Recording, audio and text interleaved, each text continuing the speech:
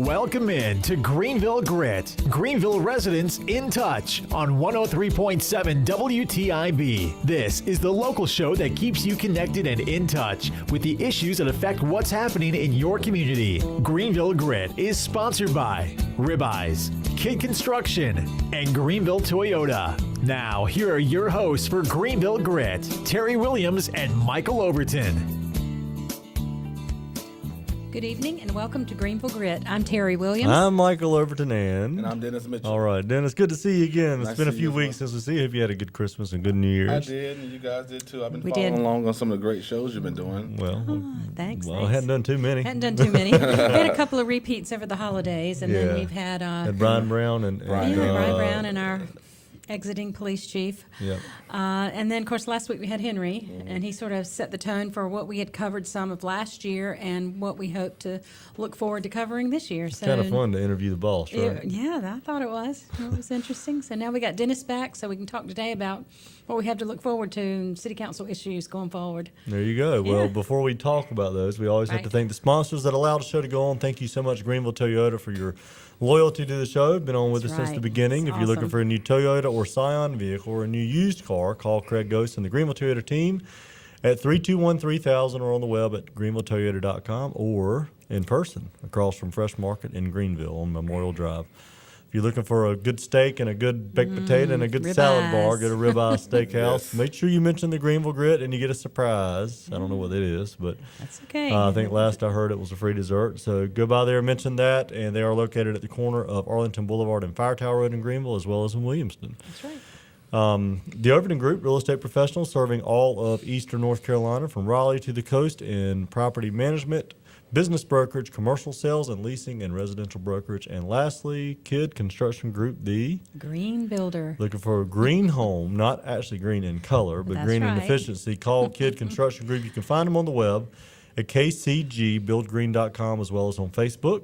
Bill Kidd's a good friend of mine. He's Parade of Homes winner, and he'll do your renovation or do your new construction or whatever you need. So we're going to take our 2-minute commercial break. We'll come back, and we're going to start talking 2015 politics in Greenville. This month, Welcome back to the Greenville Grit. I am Michael Overton, along with both my co-hosts, Terry Williams and back Dennis Mitchell. Thank you so much for coming back on the show and being a part of it. Hadn't seen you since the 1st of December, I think. I think So it has It's been a while. we've had only one city council meeting, if I'm not mistaken. Yes. I don't know if we had one in December, did we? We had A couple in yeah, December, we had a but it couple in was sort December. of Okay. Yeah. Well, obviously nothing exciting to talk about, but let's talk about some of the things and the mid-year reflections. That's a good way to put it. mid-year. Because we're going into the second half or to the latter half of the current city council members that are on the council. And this November, we've got the elections coming up, but we also have the bond referendum coming up. I know we're going to talk intermittently quite a bit throughout the year on the bond. Oh, sure. That's right. Because there's a lot of discussion going on around that. So where you guys want to start, Dennis? Terry, pick it out. Well, there was one thing that happened at the end of the year. I think it happened just last year that we forgot about it, and we didn't have a couple shows then. But all that happened with Councilmember Smith trying to rescind the tax. Oh, yeah. Yeah, I don't think we talked about Yeah. that. No, we haven't talked about it Councilmember yet. Smith, of course, everybody knows, as we talked about, that the city is plush with cash, and we really didn't need to do the tax increase. So Councilmember Smith made the motion to go ahead and rescind the tax increase for the upcoming budget. And, of course, that was shot down. The idea was that they needed to wait till the budget session to do it. They're going to do it. I mean, I think even in one of Councilmember Mercer's newsletter, he said that he will be the one to make the motion. And he has not made a motion. Trying to correct a mistake they made. He hasn't made a motion all year yet, so he'll be the one to make the motion to do that. So they're going to do it. They just didn't want to do it at that time. But then also interesting, right after that vote, there was an agenda item to talk about the surplus money. You know, Right. council members, I guess, were getting ready to push their pet projects to go ahead and spend the $2.8 extra million that the city has on top of all the other funds that we now know that are plush with cash. So that kind of got shot down fast. I think they realized that, you know, after we just shot down her ideal of decreasing taxes, right now is probably not the time to talk about, you know, port projects. Spending all the money. So all that happened at the end of the year, and pretty much we are now where we were at the beginning. You know, things are going, I think, okay for the city now. Councilmember Smith brought over, they did a DVD of 2014, A Reflection. It's about a 18-minute DVD, and she brought it over to my house, and we watched it. And I laughed at her at the end. I said, well, all that stuff was started on the 2011-2013 council. That's so right. that's why things in the city appear to be moving now, because the framework was laid in 2011, 2013. Now, I suspect that things will probably slow down 2014, 2016, because there really have been no new pushes, no plans, no vision from this council. So we are pretty much where we are a year ago. Let's pick it up then. Let's talk about tax increases. We know we've hit it. Good gracious, we've hammered that enough. Yes, we had the we've tax talked about it a increases lot. in June, but the proposal that she made for reducing the tax, there was some, I guess, some controversy about her motion to do it and the mayor's overriding the town attorney to say, no, we're going to take the vote. And, of course, I think 3 or 4 of the members weren't real happy about it and, of course, shot that down. What's really the difference in that versus what happened the first time? I mean, her motion was not out of order. The city council can vote to do anything on any given night. Right. I think the attorney and I always used to tell staff they really have to watch how they say things because some council members will pick it up and run with it.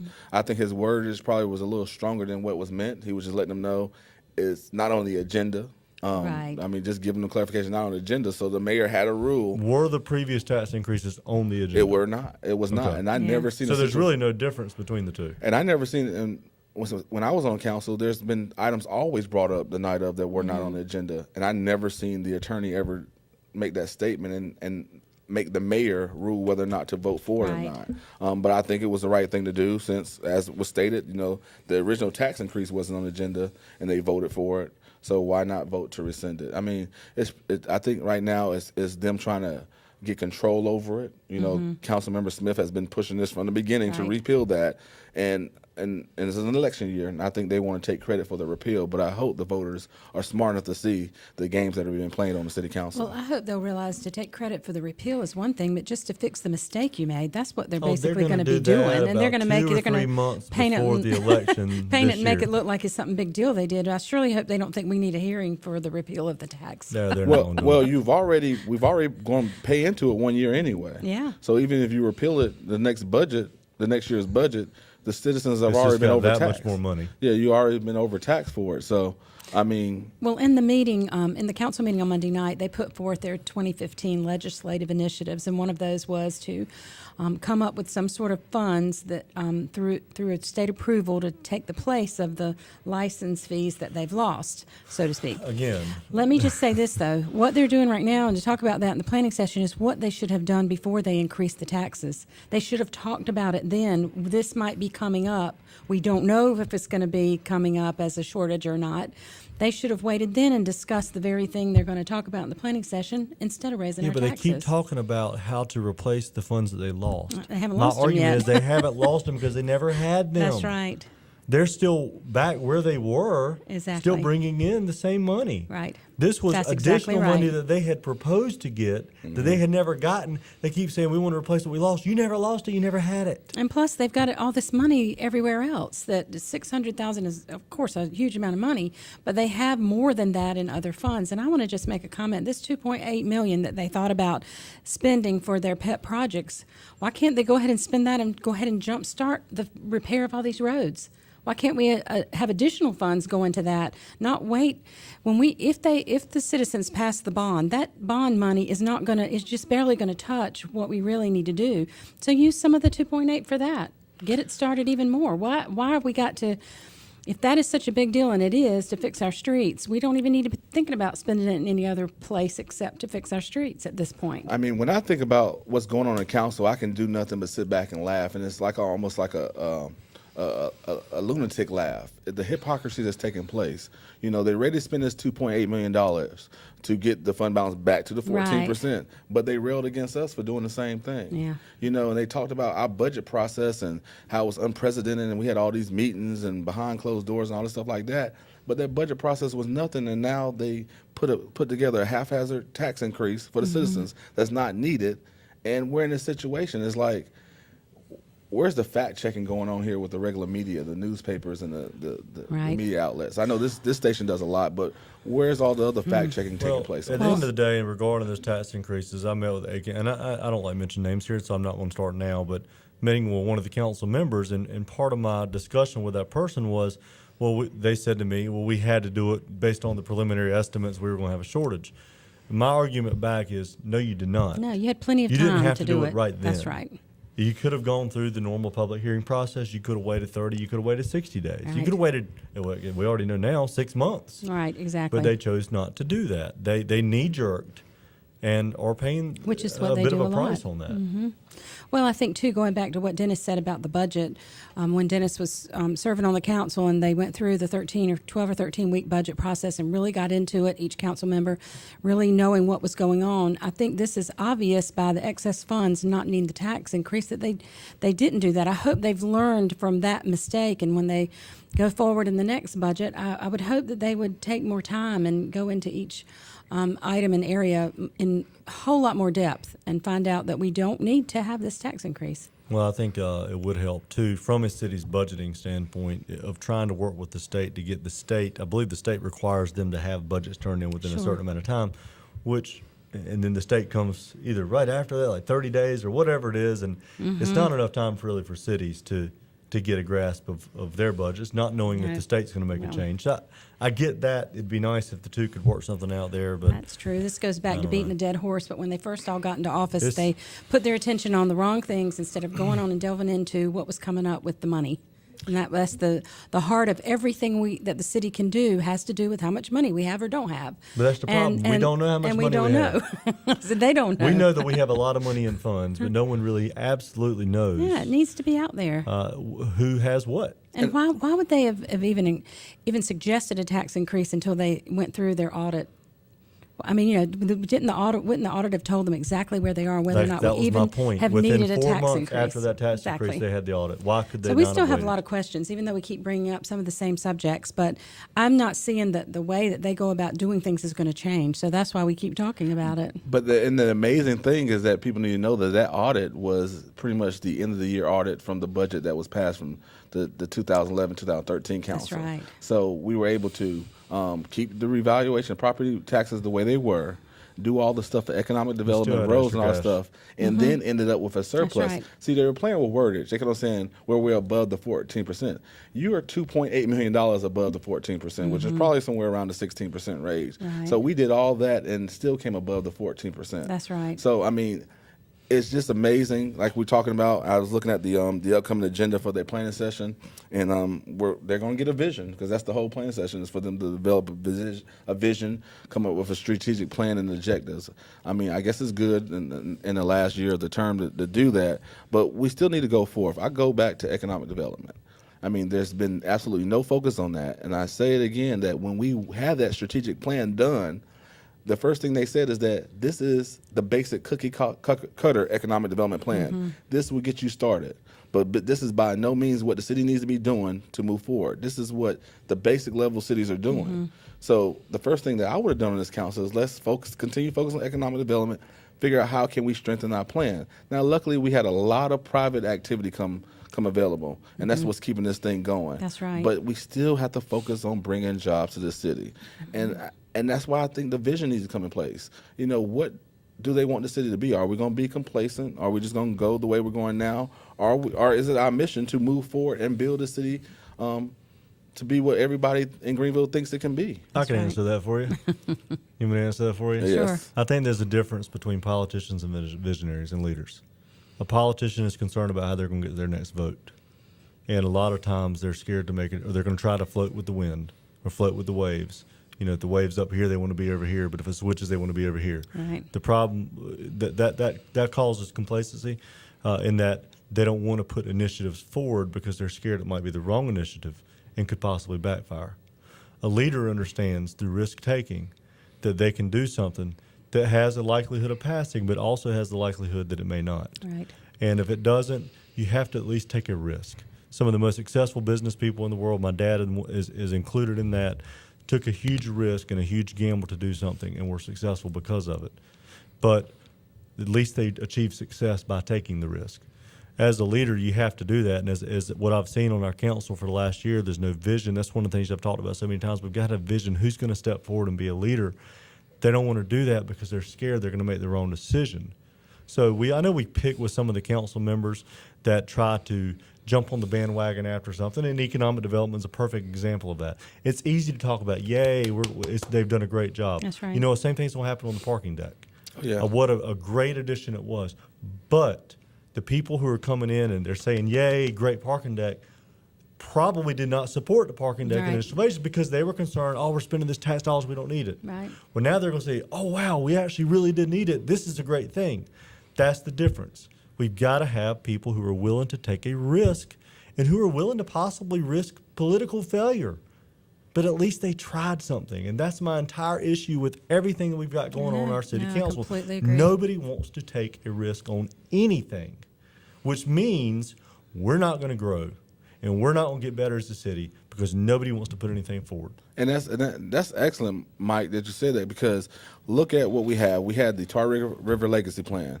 I mean, the consultants pretty much gave you an implementation process to get started. That's right. Where are we at with it? The first thing that I would have done on council is ask for, okay, now we got it. Now give me an implementation plan on how we're going to start this. We know it's a 20-year plan at least. Right. So let's go ahead and You start have to developing. start somewhere. And Gotta start start chipping with away it. at it. That's Or right. else it's going to end up like their town commons plan. It's going to be sitting on just the like the shelf. South Greenville plan. And Sitting on nothing's the happened shelf. there either. Sitting on the shelf. And the same thing with the bond. You know, it's something out there that's put out there, whether you like it or not. The citizens deserve to vote on the bond package. Well, that's my biggest thing, because we talked earlier about, there's still a lot of comments being made about the sports complex. Yeah. And I think I think it needs to be put out there with the right information and education, and then let the public decide if it's the right thing, or they think, and they may vote it down. They may say it's not the right time. Maybe they will, and it might be the right thing to do. But we'll never know if they're not given the opportunity to learn more about it during the process between now and it being on the ballot, and see if it will. That could jumpstart an awful lot more economic development that might take, more years than what the sports complex could do. But see, that's the issue I have with the sports complex is so many people, including some people on the city council, are already shooting it down. Right. They're already not even giving before it a it's even chance. giving consideration. And I was told by a council member that a group at NC State could do a study. I know we're out about studies, but around $20,000 that we could do this study to see if this thing was a viable project for the city of Greenville. Right. And okay, to me, 20,000 versus 12 million. It's not a whole lot to spend, and it doesn't take a whole lot of consideration to say, you know what, this is worth doing. It's part Let's of- say it's that part this of study planning. comes back. Let's say it says, all right, from our initial findings, this is a really viable project Right. for Greenville, and our initial expectation is it could provide a $300 million economic impact to the area. That is a no-brainer. Yeah, that that's you right. should move forward. But instead, we're saying, oh, we don't want to do this. This is a Yeah. bad idea. We don't need to consider it. We're not even considering it. Right. They're shooting it down from the initial I idea. don't think they should make any negative or positive, maybe no comments at all, until we have more information about it. Well, this goes They back just to don't. what Michael was talking about, leadership. Right. You know, the council, while we were on the bond committee and we did an excellent job, the council should have never abdicated that to a group of citizens. For one, we didn't have the collective vision of what the city council had in mind about moving the city forward. We had all our own ideas for it. Right. So they were elected to be representative and be the leadership. They should have said, okay, this is how we think Greenville can grow, citizens. This is the bond package we think will work. Now you vote on it. But instead, they advocated it to the citizens, and we came The back with a citizens bond came package. with a plan. We So, did come back with I the mean, package. And honestly, Dennis, it's been spoken several times. The sports complex was at the bottom of the list. But there were a lot of things that were at the bottom of the list. But, Including Marion's parks. A lot of the parks she including a lot wants of parks. were But let in me just say sidewalks this. and everything else. When we made the list of this and came up with the 16 and put them in the order, it was at the beginning of our meeting. It was before we had had any presentations. we had never had a We had presentation never on any of had that. any information given. We were just looking at it as a general citizen would, as to look at that list and see what, how you want to rank these and move forward. Then as we found out information about them, then we were able to rank them differently and dropped some out completely, but not necessarily because we didn't think everything on the list should be done eventually. But because we didn't think certain things were possible right now because it just wasn't the right timing, may not be the right timing for the sports complex either. But looking at what's happened in Rocky Mount, looking at, of course, Myrtle Beach is a no-brainer. Obviously, with the amount of people they have traveling there, theirs is going to be extremely successful without a whole lot of Yeah, but if a town like Rocky Mount is finding success in it, as bad as that town has struggled, it's worth taking a look at worth it. us looking at. Just look at it. We are Sports Town USA. And then I That's couldn't, what we're yeah, but supposed then to I be. couldn't even believe one of our citizens got up at a council meeting and said, I don't see how this is going to do jobs. I don't see how this is, when they're not even looking at it. Look at the big picture. If a sports complex comes in whatever area of our city, it's going to bring hotels, restaurants, more travel, fill up the hotels we have right now. We can't survive, and these hotels can't survive on just football season. We need to be 6 full. weekends a year is not Yeah, cutting it. no, we need to be full all the time, and this is just one more way of getting there. It's not the only way of getting there, but enlarging the convention center is another way of getting there. And so I just think the vision is like, it's just like in a bottle with a top on it. Yeah. We've gotten this far, and that's it. We're stopping, and they won't take the top off. Exactly. And go for it. Exactly. And you do have to, like you said, there's going to be a little bit of risk taking, and we don't want it to be a negative thing or a bad thing for the city, but we're never going to get anywhere if we don't do that. Absolutely. All right. Well, this has been fun. We got to take our This is next great. second commercial break. We're going to come back. We'll wrap the show up in 2 minutes. Be right back.